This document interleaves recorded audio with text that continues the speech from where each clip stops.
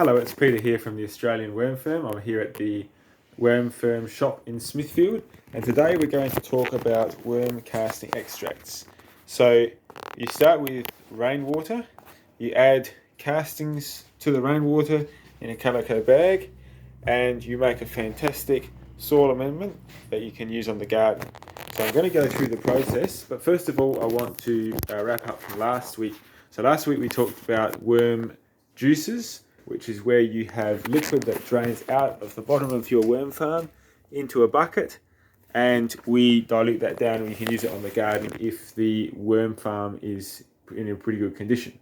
Well, this week we're going to talk about the extract. I think it's the best, probably one of the easiest worm liquids to use, and I'm going to show you how we put it together. So I've got the calico bag here. You can use any sort of really fine cloth, but I like the calico cloth for that reason. It's very fine. You can just see through it in the light, but it won't leak the castings out, because we want this to be a liquid that we can put through a watering can. So I'm going to set the camera up here. Hopefully you can see what's going on.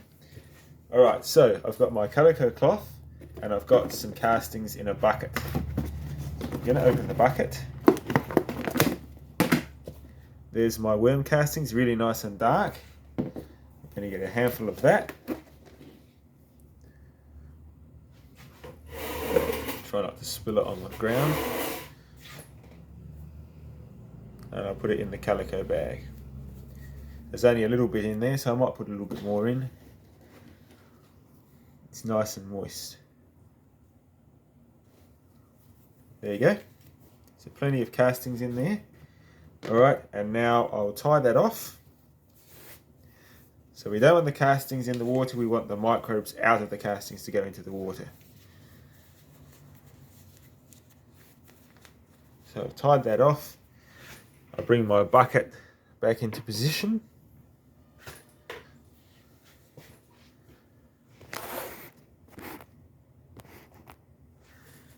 You can see there's a handle here, so I'll place the bag in the water and I'll tie it off on the handle.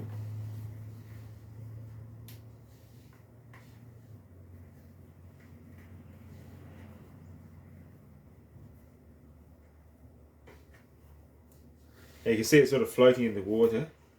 So what I do is I get it down in the water.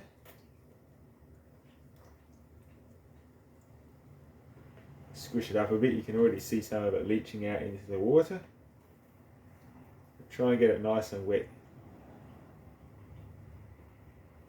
so it stays down.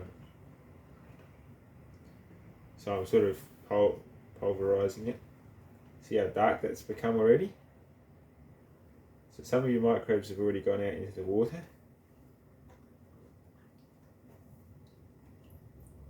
So we'll let that sit for 24 hours. See how dark that's become? We'll let that continue to leach out into the water. And after 24 hours, I can use that on the plants. And what's happening is those microbes have gone out into the water becomes microbial, and then you can dilute that down also 1 to 10 and put it on the garden. So that's how to make worm casting extract. The good news with a product like this is it lasts for a long time because the microbes aren't multiplying or anything like that. It doesn't have a lot of pathogens in it because those are finished castings that we're working with. As the worm farm works, the worms work through the worm farm, the microbes tend to balance out to a very good microbial mix, and so your casting extract is very long lasting on shelf life, so 4 to 8 weeks is a good length of time you can store them for, and they're also fine to use on the garden as a 1 to 10 dilution. Now I would use that as a general tonic every week or two. Dilute it down in your watering can and use it on all of your plants. Foliar is best, but you can also use it on the roots as well, and that's a general conditioner. And if you don't have any of your own, any worm farm or so forth, there's a couple of ways you can get a product like this. One of them is you can buy castings like we have here. So we have casting buckets in the 2 litres, we've got some 10 litres going on at the moment, we've got 15s. You can also buy an extract type product already made up, like the repair one we have here, or you can get it refilled at the refill station. So you can buy this and then come refill it at a cheaper price. And then you can dilute that down. So this one here is a 1 to 50 type of product. So this is very similar to an extract. It's sort of hard to define it between an extract and a juice, but very similar product to what we just made here, albeit a fair bit more concentrated. And if you look on the side, you can see how dark it is. Really dark stuff, a lot darker than what mine is at the moment. And as this dissolves into the water, you'll start to see it get darker and darker.